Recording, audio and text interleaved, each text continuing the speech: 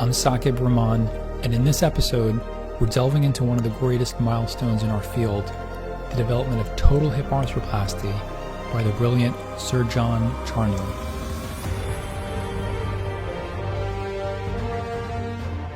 Sir John Charnley's work didn't just change orthopedics, it changed lives. Millions of people around the world owe their mobility to the groundbreaking discoveries that Charnley made in a small hospital in England. But what was his journey like? How did this quiet, determined surgeon overcome failure after failure to revolutionize joint replacement? Buckle up, because today we're diving into a story of persistence, ingenuity, and a bit of serendipity.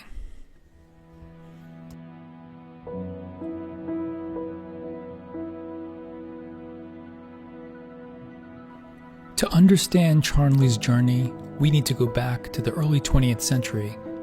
Born in 1911 in the industrial town of Bury, England, John Charnley grew up in a world defined by mechanics. His father was an engineer, and young John initially set out to follow in his footsteps, but a twist of fate led him to pursue medicine, where his engineering mindset would later prove invaluable. Charnley graduated from the University of Manchester in 1935, and his surgical career began to take shape during World War II. Stationed in Cairo, he treated soldiers with complex fractures, gaining hands-on experience that would plant the seeds for his future work. But it wasn't until the late 1940s, after the war, that his focus sharpened on a singular, daunting problem: severe hip arthritis. At that time, treatment options for end-stage hip disease were pretty grim. Patients were often confined to wheelchairs, enduring constant pain.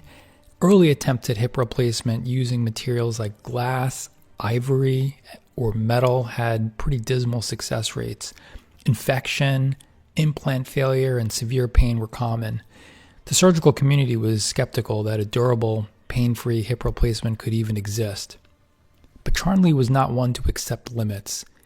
He once wrote, "The history of medicine is filled with stories of impossible feats, and I was determined that hip arthritis would not remain one of them." By the 1950s, Charnley had settled at Wrightington Hospital in Lancashire, a modest facility that would become the epicenter of his work. Wrightington was not a grand, state-of-the-art hospital. It was, in fact, an old tuberculosis sanatorium. Yet for Charnley, it was the perfect place. Here, away from the spotlight, he could experiment and innovate without distraction. His first big idea? Reducing friction. He theorized that the key to a successful hip replacement was in minimizing wear between the joint surfaces. He initially tried Teflon, the material known for its low friction that's widely used in non-stick pans. We all know about that. It seemed promising at first. Charnley implanted Teflon hips in several patients, and the early results looked good. But within a year, Teflon began to wear out, caused severe pain, loosening of the implants, and this was really not going to be acceptable. In his journal, Charnley noted, "Failure is a relentless teacher, but I realized that each setback brought me closer to the answer." Undeterred, Charnley went back to the drawing board, and eventually he found a material that changed everything: high-density polyethylene. This material was not only smoother and more durable than Teflon, but it also stood up to the demands of daily joint movement. So this, poly, as we know it today, was the breakthrough.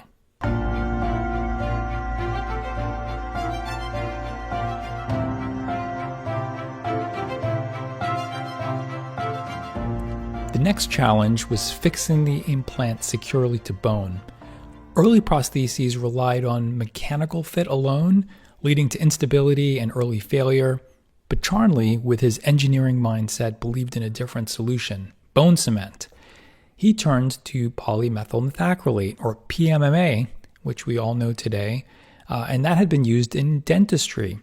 Charnley refined its use in orthopedics, developing a precise technique to anchor the implant to the patient's bone. And this cement not only provided immediate stability, but also distributed that stress across the implant, reducing the risk of loosening. So by the early 1960s, Charnley had all the pieces of the puzzle. He paired a stainless steel femoral head with a polyethylene acetabular cup fixed in place with bone cement. The first successful low-friction arthroplasty was performed in 1962, and the results were remarkable. Patients who had been immobile for years were walking pain-free within weeks of surgery. Word quickly spread, and Charnley began receiving patients from across the UK and beyond. One of his early patients, a woman named Mary, described the experience years later. Before the operation, I thought my life was over. The pain was unbearable. But after the surgery, I walked again. It was like being given a second chance at life. Charnley wasn't just an innovator, he was a meticulous scientist, and he tracked every case, compiling data on outcomes, complications, and implant longevity. His commitment to evidence-based practice laid the foundation for modern orthopedic research, especially in joints. Sir John Goodfellow, a contemporary and admirer, once said, "Charnley's genius wasn't just in creating a new procedure, but in proving scientifically and rigorously that it worked."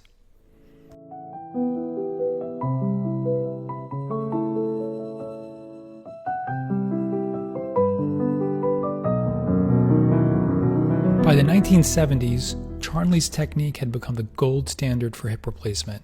Hospitals around the world adopted his methods. Orthopedic surgeons traveled to Wrightington to learn from the master himself. His innovations didn't just improve surgical outcomes, they transformed patients' lives, giving them back their independence and mobility. In 1977, Charnley was knighted by the Queen for his contributions to medicine, therefore Sir John Charnley. But despite the accolades, he remained humble. He often said that his greatest reward was seeing patients walk without pain. In his later years, Charnley reflected, "The hip is the most complex joint in the human body, and to have unlocked its secrets is a privilege I will cherish forever." Charnley passed away in 1982, but his legacy endures. Today, over 1 million hip replacements are performed annually, and many of the principles Charnley developed remain unchanged. What can we learn from Charnley's journey? Well, first and foremost, the power of perseverance. Innovation in medicine just doesn't happen overnight. It's the result of countless failures, hours of reflection, and the courage to keep pushing forward.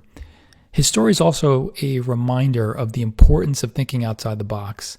By combining principles from engineering and dentistry, Charnley created something entirely new, an approach that not only succeeded, but really reshaped the field of orthopedics and I think patient care in medicine today. Thank you for joining us on this first journey through the Ortho Time Machine episodes. Sir John Charnley's work reminds us that even the most daunting challenges can be overcome with ingenuity and persistence.